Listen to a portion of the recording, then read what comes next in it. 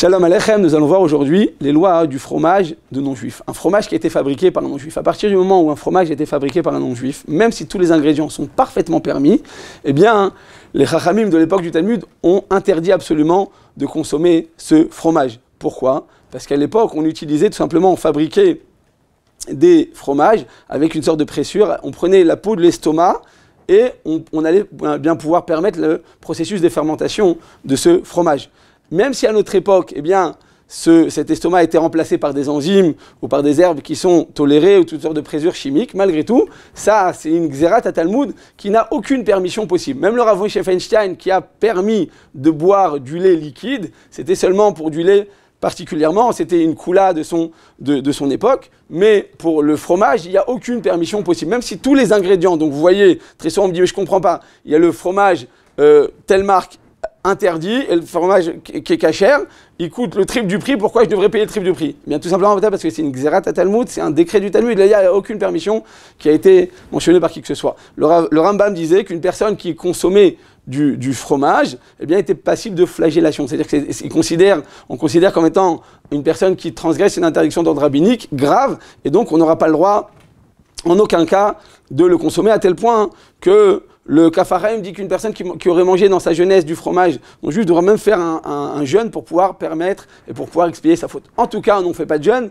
mais on doit savoir que c'est une interdiction absolue, et en aucun cas, on aura le droit de le consommer. Il n'y a aucune permission possible. Donc il faudra absolument qu'il y ait une stricte surveillance, qu'il y ait un tampon cachère sur ce fromage avant de pouvoir le consommer. Au sujet du beurre à Botaï, c'est différent, parce que le beurre, nous dit la Gemara, elle-même dans Vodazara, là-bas sur place, elle nous dit que le beurre, il en est différent, parce que le beurre ne peut être fabriqué qu'à partir de lait cachère, qu'à partir de lait de vache, ou de toutes sortes de lait, mais en tout cas, pas à partir de lait qui est impur, donc de lait de chamel notamment. Et donc, les Chachamim ont permis, selon la stricte loi, de consommer du beurre qui a été fabriqué par un non-juif. Donc en France, une personne qui voudrait consommer du beurre fabriqué par un non-juif, à partir du moment où tous les ingrédients sont parfaitement tolérés, sont parfaitement cachers, et qu'il n'y a aucun problème dans les ingrédients, qu'on a vérifié la liste et qu'on a demandé à quelqu'un qui aille voir dans l'usine, on ne peut pas s'appuyer sur la composition qui est indiquée sur le dos de l'emballage, ça ne suffit pas selon la halakha, parce qu'un goy n'a pas de neimanout, n'a pas de crédibilité. Mais à partir du moment où quelqu'un est parti voir dans l'usine, on aura le droit d'utiliser ce beurre. Simplement, le Shulchan Aruch dit on va le permettre seulement dans les régions dans lesquelles telle est la coutume.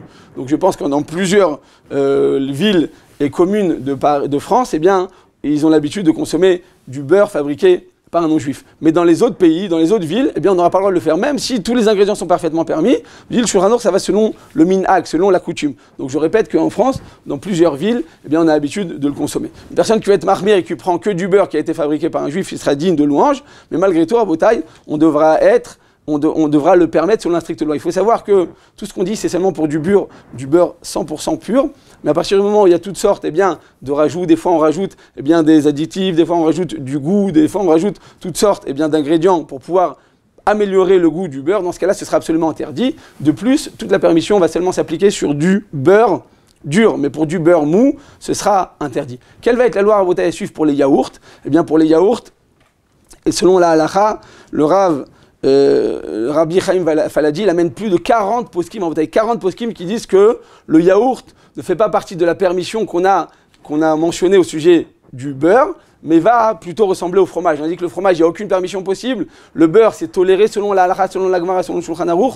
Pour le yaourt, Rabotai, nous dit Rabbi Chaim Faladi, donc il amène 40 poskim, 40 décisionnaires qui interdisent le yaourt. Donc le yaourt, Rabotai, il faudra aussi absolument avoir un cachet de permission. Baruch Adonai Leolam, Amen, Amen.